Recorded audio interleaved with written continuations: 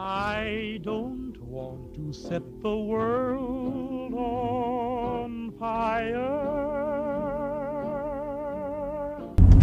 Hey everyone, Violet Irwin here, recording another Car Confessional.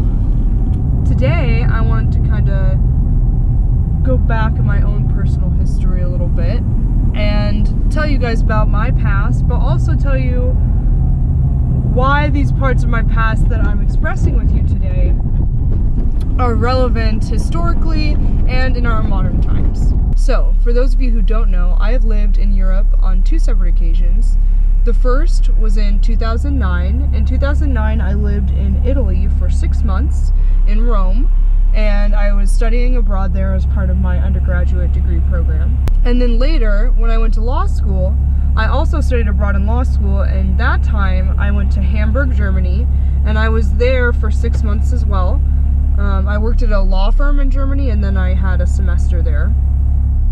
And during both of those trips, I managed to see a decent amount of Europe. I traveled almost every weekend, so I managed to see more than 10 countries in Europe for at least a few days, and that was pretty incredible just to see kind of the cultural variations. But today, and what I want to talk about in this video, is really what I learned during my times in these places. And today, I want to start with my experience in Hamburg. The reason I want to talk about Hamburg is because it's actually the most recent trip for me. This was in 2014. And I think it's really relevant to some of the crises going on around the world, what I experienced when I lived there. So I just want to talk about my time there. I'll also do a video later talking about my time in Rome, although that video is going to be more of a sweeping view of a civilization falling and the comparisons between Rome and present day. And we don't need to get into that right now. Right now, I just want to talk about the state of Germany as of 2014 when I was there compared to what I can only imagine it is in Germany right now. And the reason why I want to do that comparison is because the migrant crisis has accelerated and somewhat morphed since I lived in Germany.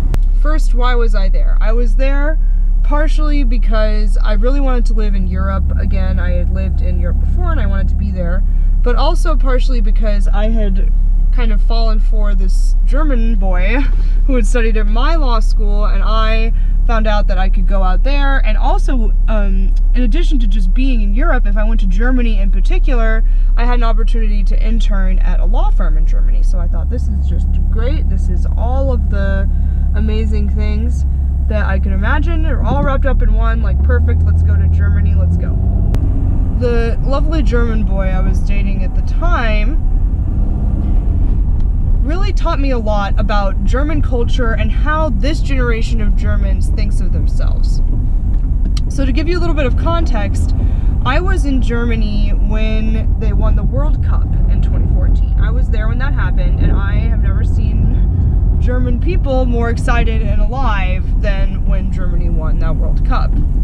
But one of the things that I also learned in keeping with that, and one of the things that my friend told me my first week there, was that German people are really, really ashamed of their history. The whole Nazism, Hitler thing makes sense that they might be ashamed of that. One of the things that happened was I asked, oh, where can I buy a German flag? Because I know the World Cup's coming up, I really would like to rep Germans and all that stuff. And while eventually it did get to a place where you could find a German flag, because the fact that they were in the World Cup was a big deal, and there were a lot of people trying to make money off of the souvenir kind of touristy aspect of that. So that was definitely, at that point I could get a German flag, but in general it actually was kind of difficult, and the guy I was dating told me that he would be embarrassed to hang a German flag in his apartment or in his window, because according to him, at this point in their culture, espousing pride in the German flag is seen as almost kind of a Nazi-like act.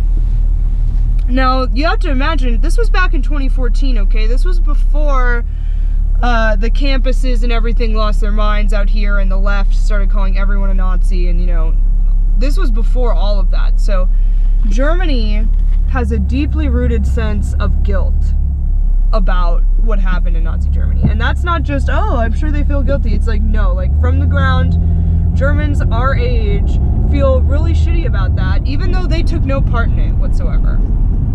But they feel shitty enough about it that a lot of them don't feel comfortable showing pride in their own culture or in their own country, because to do so is too close to what the Nazis did. So they just don't do it.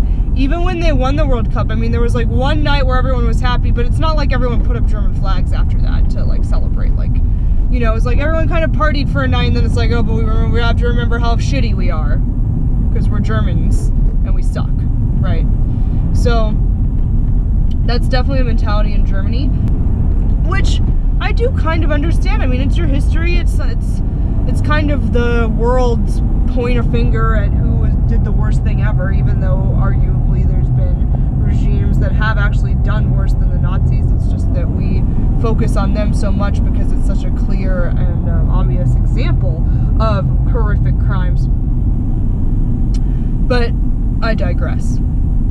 The point I'm making here is that Germans, especially young Germans, feel bad having pride in their culture, and I think that that's a really dangerous thing, because I actually love German culture.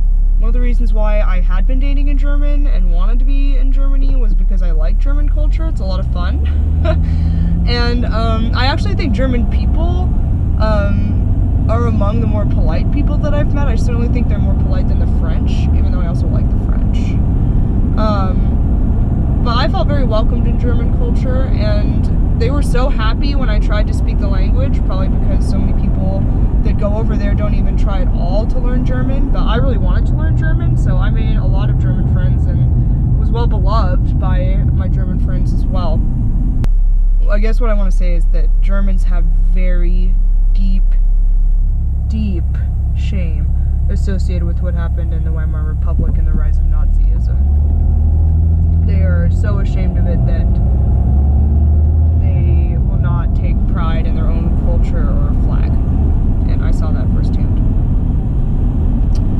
Now, I also want to mention that when I was in Germany, I took German law classes, and I learned a lot about the German Constitution. And interestingly, post kind of Nazism, they really tried to go more of an American route with their Constitution, and they actually managed to make a more complicated system of checks and balances than we have in their Constitution. So their government actually has more bodies checking each other than our simple three.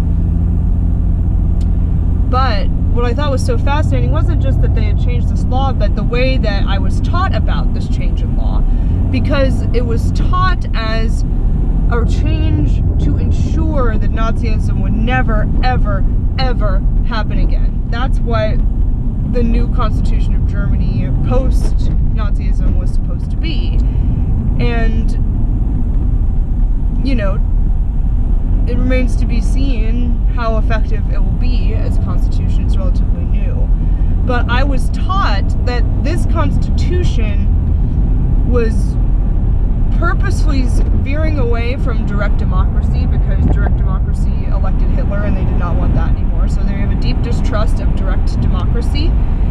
And it was taught as deeply grounded in the rule of law, right? Like that's what will triumph, because what really happened was that sort of a megalomaniac got out of hand with the rule of law, and, you know, we need these checks and balances so that no one entity is ever as powerful as Hitler was. I think that's important to know, because a lot of people want to talk about Germans as if they're just like waiting for an excuse to murder all the Jews, and it's just not true. It's not true. Most of the Germans who ended up doing the stuff in the camps that we're all horrified by are just everyday Joes, and if America had gone through the same political, international, economic conditions that Germany had gone through in that time, who's to say that we wouldn't have all been, you know, the Nazi guards. Who's to say we wouldn't be the ones with the gulags, right? So we can't ever assume that we're so much better than these people that we wouldn't have fallen down the same ideological trap that they fell down. So just always remember that. But the next thing I want to talk about, it really has two separate points, which I'll get to, but the main point is that the neighborhoods and the cultural feel of Germany is changing. And I'd say it's changing relatively quickly. Like not even, when I say relatively quickly, I'm not like, oh, you know, it's sort of changing, maybe in 100 years it might be a little bit different. Like in a couple generations, I think that Germany's gonna be totally different. Unless actions are taken, which I think very well could be taken. But what I want to talk about is how the neighborhoods and the cultures are changing. So one of the things that the guy I was dating told me the first week I was there as well is that, and he walked me through this as well, so I saw it with my own eyes. There are parts of Hamburg that are, it's all these residential kind of luxurious apartment buildings and condos, but it looks abandoned. Now, why is that? First of all of these apartments have been bought up by foreigners, or the German population living there can't afford to get them themselves. So what used to be, it's called Hafen City now, but what used to be a really booming part of Hamburg, because there's a lot of canals going through this area. It's actually really beautiful. It's pretty close to the port area, so, you know, in terms of commerce, it actually was a great place to be. And it really was it used to be a thriving, bustling part of Hamburg. And now you can see it. It's a ghost town. There's no one there. All of the original German structures have been replaced with these kind of, you know, new modern buildings that are just blah. That, you know, I'm sure are really nice on the inside, but it's just like there's no one living in there. And the reason why these appear abandoned all the time is because a lot of Middle Eastern business types will just buy one of these condos and then just only use it when they're in town doing business. But, you know, they might be in business in Hamburg doing stuff like, I don't know, 1 month out of the year. So for the rest of all those times, it's just these abandoned, you know, apartment buildings and condos that look really nice. Now, I asked my boyfriend at the time why Germans don't just buy it out so it can be bustling again. And the thing is, the German people are not doing well enough financially to do that.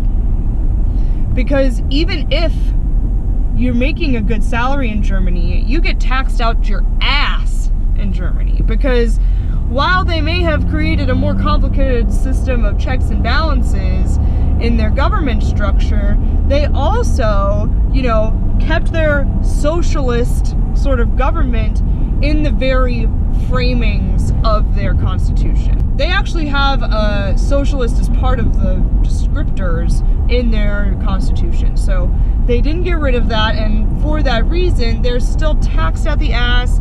They've got welfare programs that are just, you know, cradle to grave, totally crazy shit. The average German person could not afford even close to renting one of these posh, you know, high-rise apartments in Hafen City. So that's one example of it changing. And that wasn't the only area where I saw that kind of ghost town luxury scenario happening. I also saw that in Berlin. I saw a lot of luxurious ghost towns.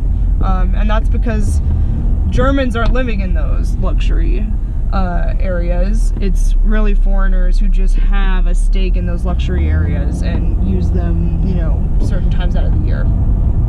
Now, the other areas that have really changed, and this was something that I saw because I really, for lack of a better term or phrasing, my apartment in Hamburg backed up to the red light district. And So I really saw, when I was walking home at night, you know, I walked through rougher parts of Hamburg. But I have to say, the whole sex and drugs and club area that I was in was still, it still felt anyway, abundantly safer than some of these other areas that had become dominated by, you know, these quote-unquote young refugees who really were just what seemed to me to be groups of, you know, middle-aged, like 30-year-old men or so. So I'll tell you about a couple different areas that I saw in Hamburg that I found really alarming and I thought were very strange to find in Germany. Because this was, remember, this was in 2014. This was before I was paying as much attention to sort of this migration, invasion type deal. I was living there, seeing it happen with my own eyes, and then kind of came to process what was happening. But prior to that, I hadn't. First, I'll talk about the area right by the dock and the pier and the river over there. Because, you know, Hamburg is the only city that actually is a port city in Germany. It's the only area that has any kind of ocean access or water access is Hamburg. So there's a lot of ports out there, and one of my favorite little clubs to go to was right along the port, and I would walk there. If you walked there at a time of night when everyone was kind of getting out to their clubs, it was fine. But my friend and I, she's a girl, we always, we enjoyed going out and indulging, as it were, at these German clubs, because we really like European techno music. It's really good. European techno music is spot on, okay? So we really were enjoying that, but we just would leave and there would be groups of guys just hanging out, you know, under like on the lampposts and shit. It's like, what are these guys doing out here this late at night? They weren't Germans, that's for damn sure. When you walk along the river in Hamburg, there's a big river and it's beautiful. There's all these little port cranes and, you know, it's really a great scene in Hamburg. If you've never been to Hamburg, I do encourage going, it's beautiful.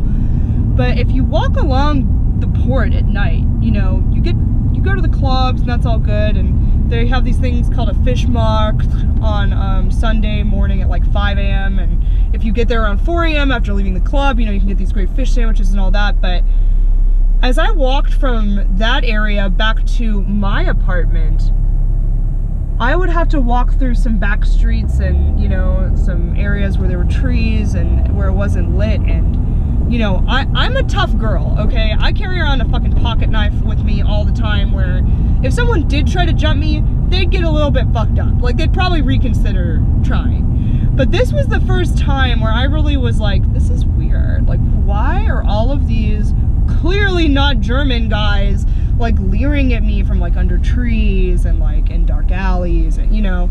And I would have to deal with that walking home from this stuff at night in areas where I could tell it historically had not been that way. You know, you can see the architecture and it's really cute, but all of a sudden it's like you look down and it's like graffiti. And who's sitting on the stoops? And what's going on? What kind of transactions are happening late night, you know? It's sketchy stuff. I saw some pretty sketchy stuff walking back from the club. Because the clubs that were on the pier and where I lived, which is off of what they call the Reeperbahn, which if you guys Google that, you'll know why it's kind of like the red light district. But my path was through, you know, some neighborhoods that I'm sure used to be fine, but now have just been overwhelmed by these young migrant men. And I actually was lucky. They never tried to attack me, assault me.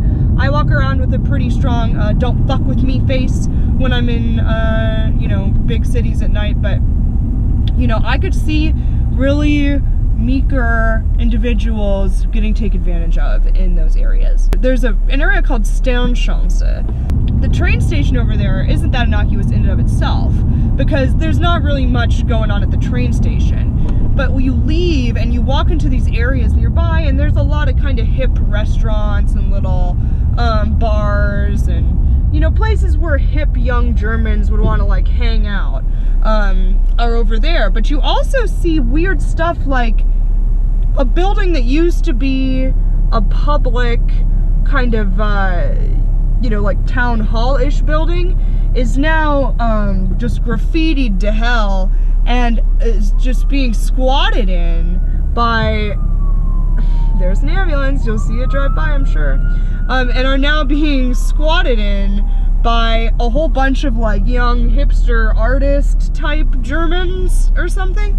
But what's really troubling about this area is not the hipster area, because there's hipster areas all around, and frankly, I kind of live in a hipster area in Denver, and I sort of like it. I kind of like city grunge life, but that's sort of me. Now, there's a park by Sternstrasse where they clearly have like some soccer fields over there, and they have, you know, like places where people will be playing sports that are lit up at night. But then at night, if you walk through the park and you walk, and I mean, I enjoy my weed, so, you know, this is actually kind of a benefit to me. But what I would think would be of concern to Germans is that if you walk through the park, and any part of the park that's not lit by like stadium lights, there's just groups of black guys, and I don't have a problem with them being black, that's fine. I'm half black.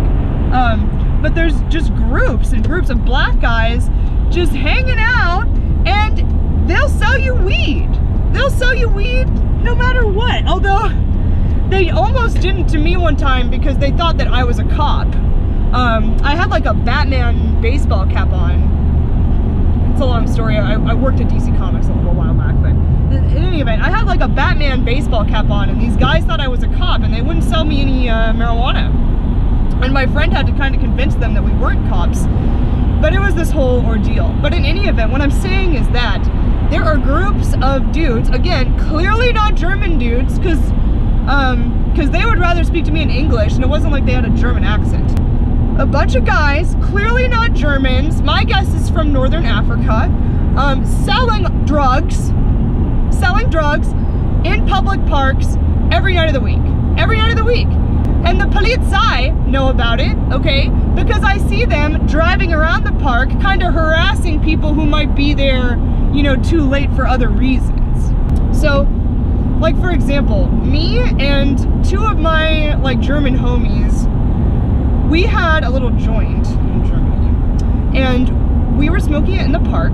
And after we were done smoking, you know, a German police officer kind of asked us to leave because it was sort of after hours. It was too late for us to be there.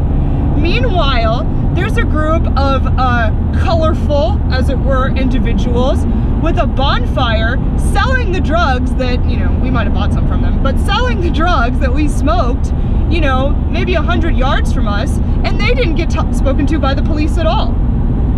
So, you know, it's like me, two German guys, like clearly German guys. Yeah, we're smoking, but you're allowed to smoke in Germany. You could smoke like cigarettes, whatever, in Germany. We weren't allowed to be smoking weed, but the cop didn't even know we had weed. They were only upset because we were at the park too late. Meanwhile, you know, there's people selling drugs with a bonfire that aren't probably even German citizens just hanging out over there, and the police said nothing to them. My brother went to Germany when he was in high school, and he's decently older than me, so that was a while ago. I think my brother was in Germany in like 2003 or 2004, something like that. And from the photos I saw, Germany looked like what I thought Germany would look like. But then when I was in Germany in 2014, Germany, yes, is it multicultural and diverse? Yes. But you know what that also means? That also means that instead of like being able to get a schnitzel on the corner, you're probably gonna get, you know, a shawarma. It's one of those, or a döner place, you know? It's like the amount of like German bakeries and German restaurants that I saw there were minimal. And it was so sad because I went to Germany partially because I wanted to enjoy German culture. But now, German culture is now just one of many kind of cultures happening in Germany, and frankly, it seems like one of the ones losing out over the others, because the the döner and shawarma places are much more prevalent than the currywurst places. And trust me, currywurst is delicious. Y'all want to have some. You don't want those currywurst places closing. You want to have some good currywurst. I'm just saying the demographic changes happening in Germany are real, and they are having cultural impacts, and it really, because I lived in Italy in 2009, okay? And my times in Germany were the first times that I ever felt like I had to look over my shoulder in a European country, was when I was in Hamburg. And doing stuff like walking to the train station from the church that I went to, because I'm Catholic, I'm still practicing Catholic, so I found a Catholic church in Hamburg, and I would go from that church back to the train station, the biggest one in Hamburg, the Hauptbahnhof, and I would take that back to my apartment. But the Hauptbahnhof at night, I mean, as soon as the sun went down, you started seeing these groups of non-German guys just coming out of nowhere. It's like, who are these guys? And what do they want? What are they doing?